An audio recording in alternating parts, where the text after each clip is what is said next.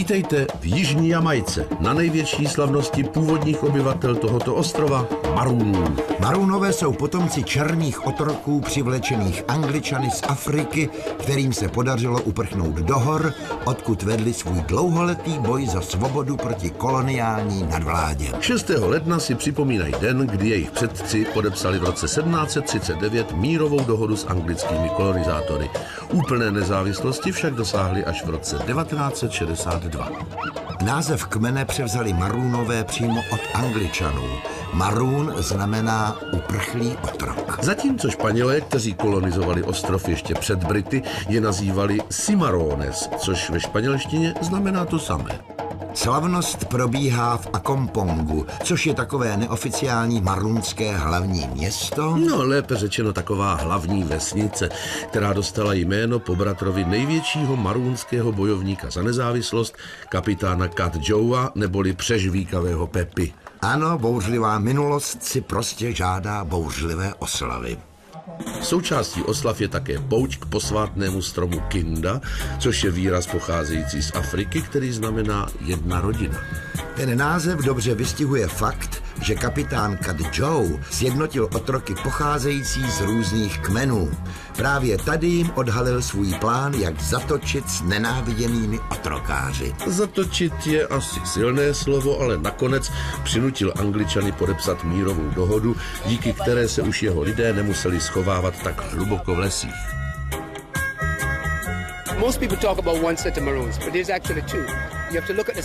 Nemělo by se však zapomínat na to, že Maroonové jsou dvojího původu, upozorňuje Bob. Než Angličané začali na Jamajku dovážet černé otroky z Afriky, žil na ostrově indiánský kmen Arawaků. Ano, ti zas utekli do hor před Španěli. Boba tento opomíjený historický fakt zdá se poněkud zneklidňuje. Za to ostatním je to podle všeho celkem jedno. Všichni se plně oddávají hudbě, tanci a hazardu. Maroonové působí dost drsným a nekompromisním dojmem. Samozřejmě život se s nimi nikdy nemazlil. Ukrývali se v lesích v neustálém strachu z otrokářů. Sami ale nebyli žádní beránci, kradli kolonizátorům dobytek. Při neustálých vzájemných potyčkách tekla krev proudem. Dodnes z nich jde trochu strach. Říká se, že v okolí není dvakrát bezpečno. Ale prosím vás, válečné výpravy jsou už minulostí. No, nevím. V čele kmene stojí takzvaný kolonel neboli plukovník. To ano, ale vojenská hodnost v podstatě označuje světského a duchovního vládce kmene. Naprostá většina Maroonů dodnes nepřijala křesťanství a zůstává věrná tradičním africkým náboženstvím. A staré dobré africké medicíně, která uzdravuje pomocí léčivých bylin. Ty se podávají nemocnému během obřadních tanců za zvuku bubnů.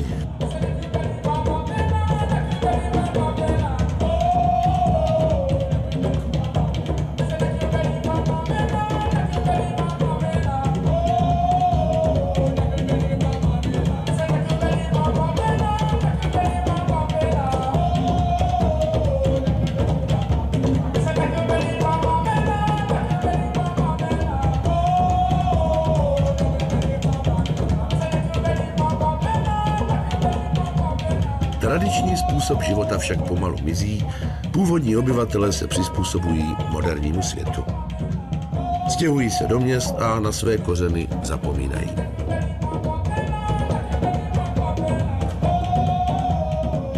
Ale tančit nezapomenou nikdy. Zvlášť ženy se umí opravdu pěkně rozparádit. V tomto ohledu je tady skutečně trochu nebezpečno.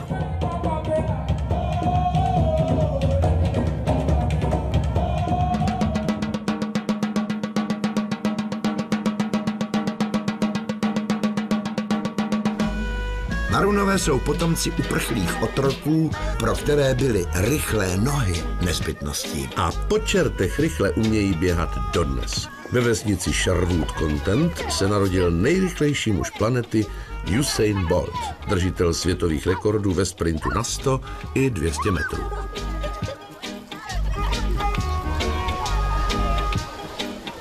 There is where Usain Bolt born Místní se na něj dobře pamatují, jako tuhle Steve. Tady se Usain narodil a učil běhat. A tamhle chodil na základní školu, ukazuje Steve. Slavného rodáka upřímně obdivuje a přeje mu, aby překonal mnoho dalších rekordů. Ten, kterému přezdívají Blesk, se stal prvním člověkem, který zaběhl sprint na 100 metrů rychleji než za 9 sekund a 60 setin vteřiny. Usain tuto magickou hranici pokořil o 2 setinky při průměrné rychlosti skoro 38 km za hodinu. V této škole se budoucí rekordman učil. Paní učitelka Sharon vzpomíná, jak trénoval na školním dvorku. Každý čtvrtek pozoroval běžecké závody, které se tu konaly. Jako dítě byl Usain takový čahoun se spoustou energie.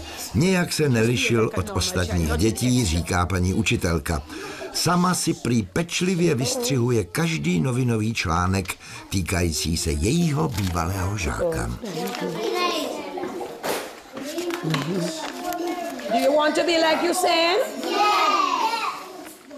Stal se sprinterskou legendou a velkým vzorem pro všechny zdejší děti, které by samozřejmě chtěli být jednou jako on.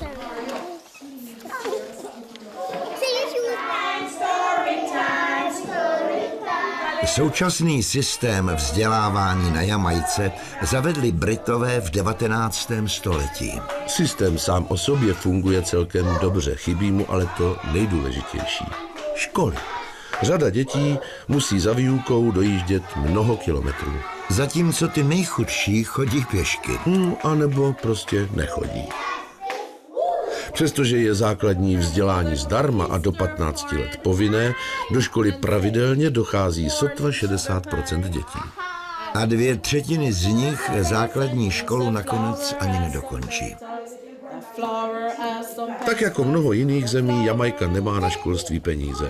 Platy učitelů jsou mizerné, školám chybí základní vybavení. Do většiny z nich není zavedena ani elektřina.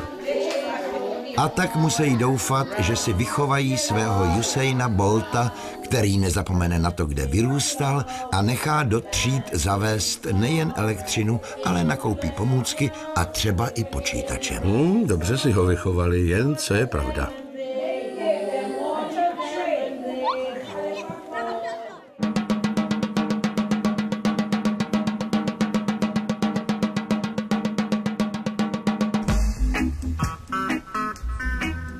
Po řece Martha Bree se v dřívějších dobách plavilo do města dřevo. Vory se dělaly stejně jako dnes z bambusu. S tím rozdílem, že dnes už vory slouží jen k vyhlídkovým plavbám pro turisty. Voraři chovají Marthu Bree ve velké úctě. Indiánská kněžna z kmene Arawaků, která dala řece jméno, věděla, kde se ukrývá vchod do jeskyně plné zlata. Jednoho dne tam vlákala lačné španělské zlatokopy a sluj nechala zaplavit vodou z řeky. Utonulí hledači tak budou střežit tajemství jeskyně na věky věků. Well, we have over 80 plus raft, which is real good raft. But normally some guys have 2. Joe, jeden z místních kapitánů, odhaduje, že řeku brázdí zhruba 80 vorů a hned také vyzdvihuje jejich prvotřídní kvalitu. Voraři jsou prý připraveni kohokoliv svést.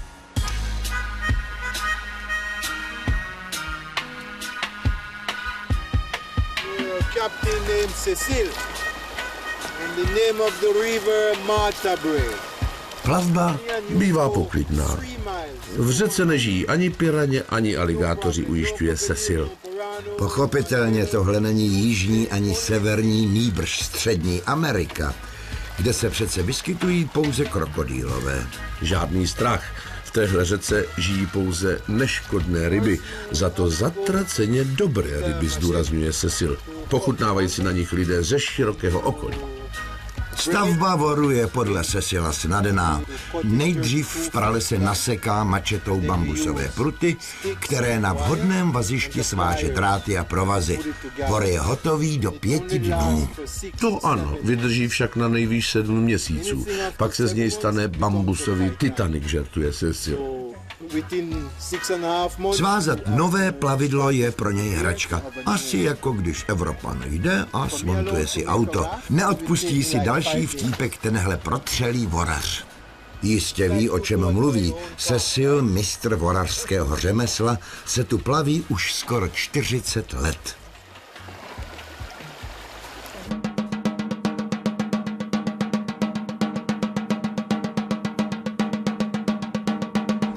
Black River, hlavní město jihozápadního jamajského regionu St. Elizabeth Parish, dostalo jméno podle řeky, která se nedaleko odtud vlévá do moře. Je to jedna z nejdelších řek na Jamajce. Španělé ji kdysi pojmenovali Rio Caobana, tedy Mahagonová řeka. Zatímco přízemnější Angličané ji kvůli husté vrstvě vegetace tlející u dna začali říkat prostě Černá. Dnes tu život plyne v celku klidně, ale v 19. století to byl jeden z nejvytíženějších jamajských přístavů. Po řece se sváželo kampeškové dřevo, cukrová třtina, koření a hovězí kůže, které se pak vyvážely do Evropy. Na architektonické skvosty je Black River skoupé, ostatně jako každé druhé jamajské město. Naprostá většina domů pochází ze 20. století. V roce 1900 tady totiž propukl strašný požár, ke kterému došlo po mohutném výbuchu ve skladu kávy a koření. Jedna z mála budov, která požár přečkala bez úhony. Dům postavený v georgiánském slohu byl vůbec první budovou na ostrově, do níž byla zavedena elektřina.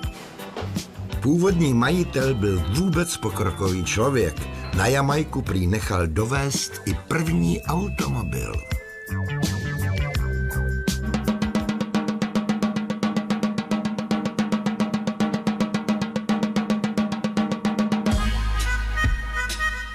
Na řece Black River se nacházejí vodopády YS.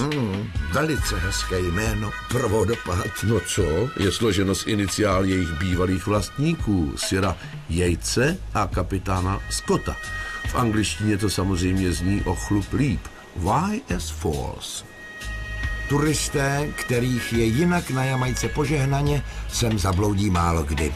K vodopádům ležícím v divoké přírodě deštného pralesa si jezdí odpočinout hlavně obyvatelé Black River. Ani tak nejezdí, jako spíš chodí.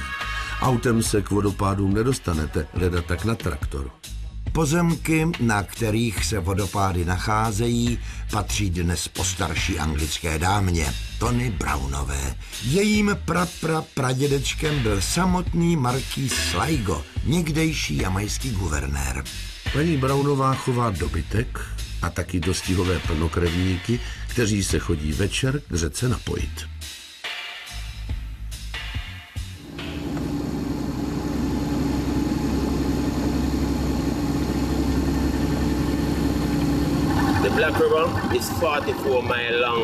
Když plujete po Black River, dorazíte do Great Morass, do Velké bažiny. Co vás tam čeká, netřeba asi moc zdůrazňovat. Velké bažiny, no prostě močál.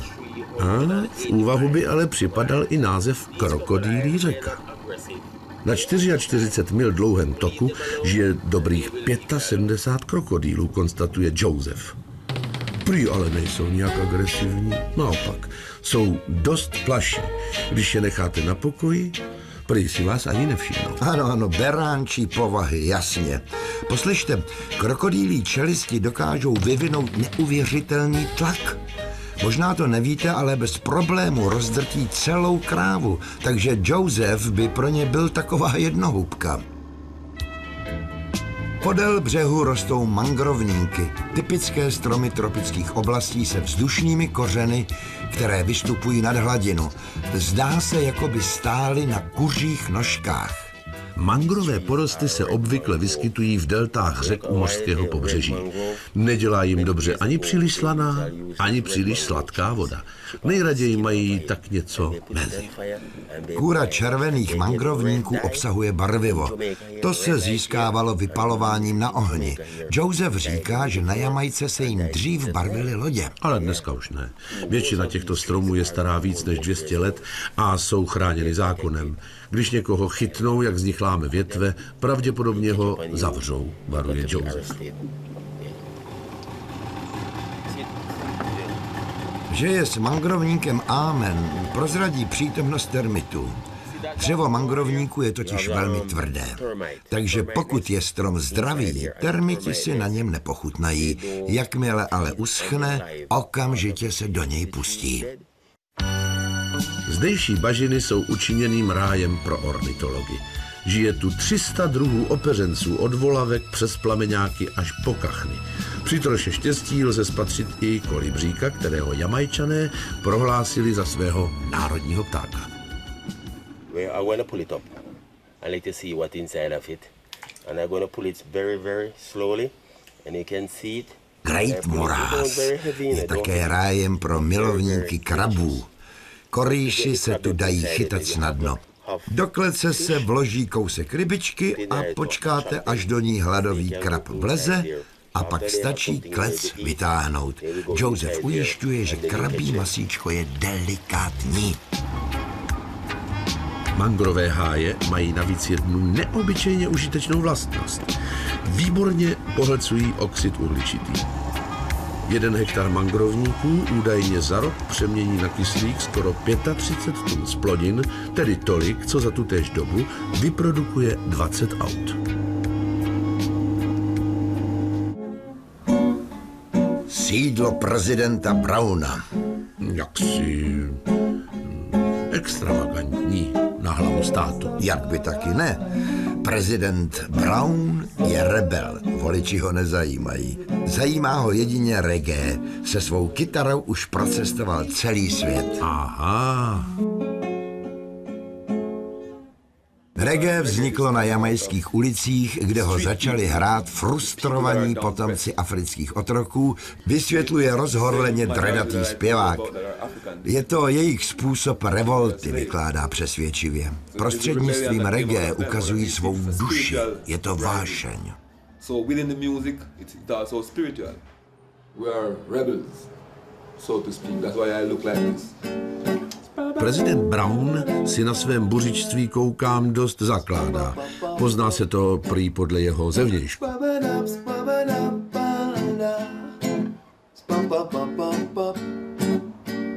Christopher Columbus is a young blasted liar. Christopher Columbus is a... Jméno si vypůjčil od svého velkého vzoru, Hugh Browna, místní DJské hvězdy z 80. let. No tak tihle dva už spolu spotřebovali pěknou horu marihuany. Samozřejmě, tak reggae neodmyslitelně patří stejně jako hudba k Jamajce.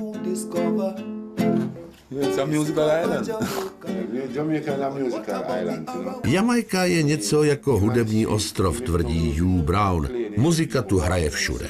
A když zrovna nehraje, tak si lidi alespoň zpívají. Prý, pokud ho potkáte na ulici a bude si prospěvovat, nemyslete si, že se zbláznil. Milé. Život je v jeho očích prostý. Když pracuješ, zpíváš si. Když vaříš, zpíváš si taky. Když se miluješ, hrajou ti u toho zamilovaný songy a když svítí slunko, zpíváš si pořád, protože slunce tě inspiruje. No, řekl bych ještě pár tahů a inspirace se mu dostaví i pod mrakem.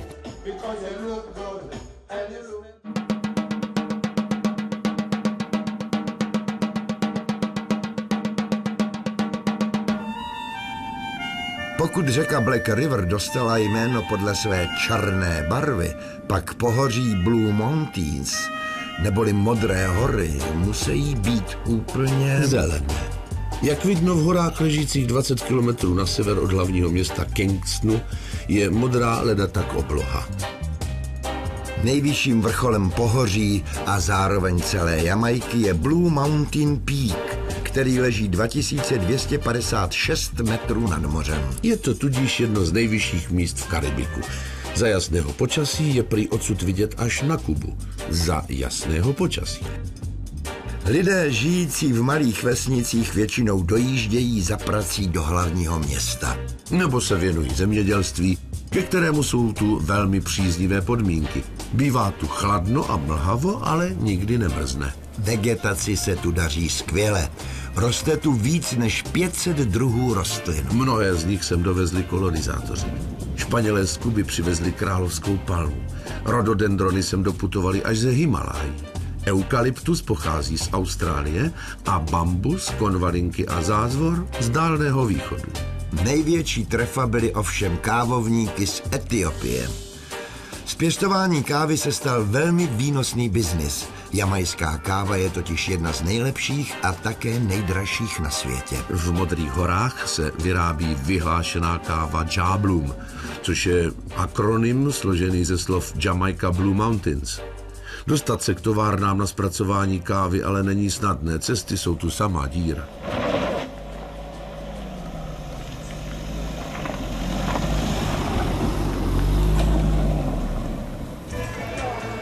Mavis Bank Factory. Tuto továrnu postavili v roce 1923. Káva se ale na Jamajce začala pěstovat už v 18. století. Do Ameriky ji přivezli Francouzi. Legenda praví, že Ludvík XV. Sem na jedné ze svých lodí poslal 3 kávovníky. Cestu přežil pouze jediný keř a díky němu se káva rozšířila po celém kontinentě. Na Jamajku ji pak dovezl britský guvernér Nicholas Laws v roce 1728. Jamajská káva Ja Bloom je jedinečný zážitek, vychvaluje svůj produkt ředitel Norman Washington Grant. Pro Mavis Bank Factory pracuje přes 400 zaměstnanců. Firma navíc vykupuje kávu od dalších 600 okolních farmářů. Není divu, že se její obrat za posledních 5 let vyšplhal na $30 milionů.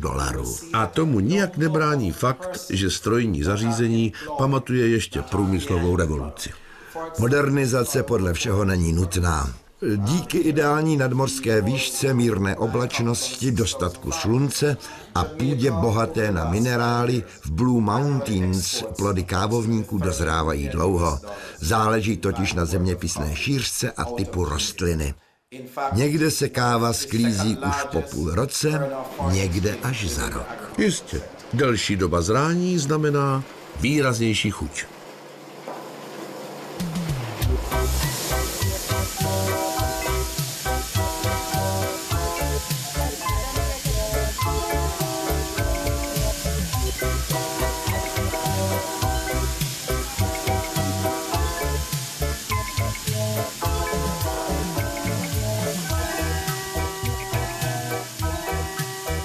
Všechna kávová zrnka navíc projdou rukama sličných zaměstnankyň, které je pečlivě přeberou.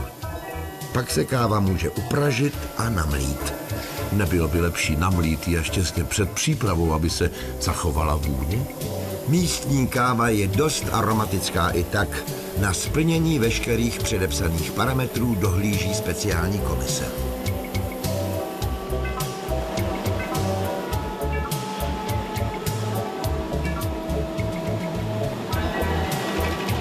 No a pak už stačí kávu pěkně zabalit a odvést zákazníkům. Vyváží se do celého světa. Chutná hlavně Japoncům. 90% zdejší kávy určené pro export skončí v zemi vycházejícího slunce.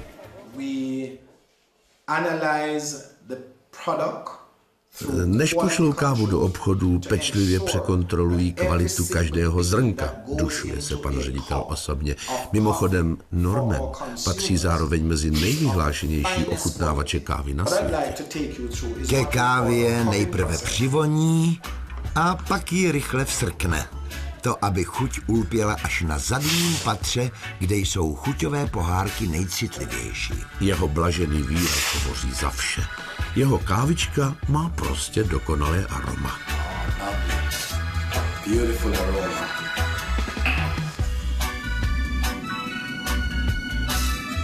Tak tedy s Bohem, země lahodné kávy, pohádkových lesů a rychlých běžců.